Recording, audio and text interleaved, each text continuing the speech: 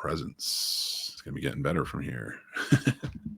I really did. Well, first off, I have to admit, I'm a Soderbergh mark. I like Steven Soderbergh. I don't always love his stories, but he's very experimental in his filmmaking, and I've always appreciated that. I always appreciate like what he does. I really liked Kimmy. I thought that was a cool take on Rear Window with sort of like a more modern take that just sort of worked. You know, they even tried to sort of remake, and Netflix did like a version that was almost kind of like a Rear Window type, and that didn't work. Like Kimmy for me worked, like it incorporated the technology aspect and things like that. So, you know, I like his work for the most part, but I do love his technical work. His you know, just the filmmaking side of it, you know, especially his camera work, I think is fantastic. So I'm a mark for it. So like with him being so experimental in this movie coming out and it's a take on horror, I was really into it from the trailer, but I didn't know much about what was going on. And the story follows a family of four, mother, father, Lucy Liu, and forgive me, I can't remember the. I knew it and it just left my mind, but the actor's name, who he's from This Is Us, he played the Kate's. I remember her character's name, Kate's husband on that show. So if you're a fan, you know. They were in it. They both did a great job.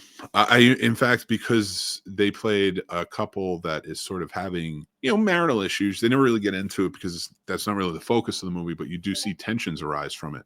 The one thing I really liked about that is they had good chemistry for that. They seemed like two people who were in love, but it was affected. You know, that love was affected, and they're trying to get back to it. So the glimpses you get of that is really well acted. I like that, and it brought sort of a drama to this drama that added to the horror elements that we were getting. So just to give you a rundown, they're also moving there with their teenage kids, son and daughter, and they find a presence in the house. The daughter especially is connected to this presence, and the entire movie is told from the presence perspective. So it's all POV. So you do not hear what's outside of the house because the presence can't leave the house. So like if they're standing on the porch talking, you hear them muffled through the glass. Like you don't really get, and I like that effect, but you do get the point. Like it's conveyed really well. So I like that aspect of this movie, and the POV I thought really worked. It's a gimmick for the movie, but you don't see stuff like this, like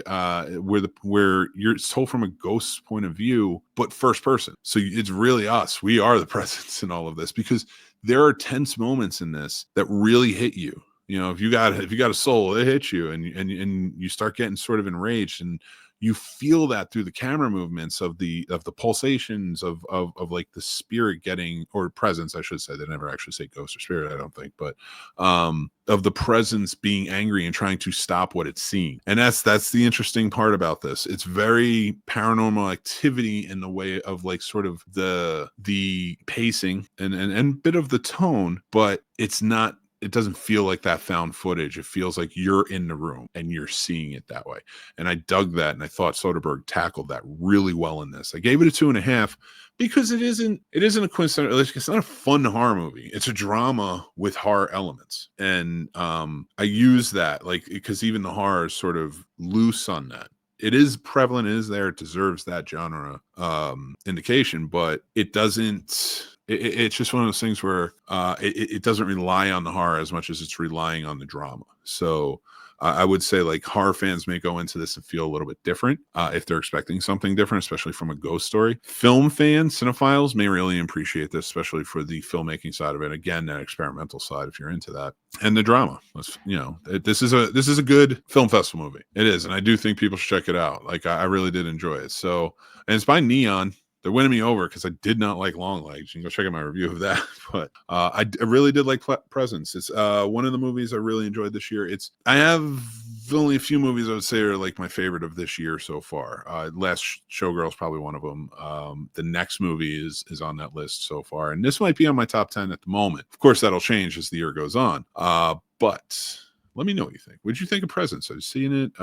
What did you like about the drama versus the horror elements? Sound off in the comments. I cannot wait to hear it. And I read all the comments and I appreciate them. So when you guys do that. So let's get to our next one, our final review for tonight. All right, everybody. Until next time, I'll talk to you then.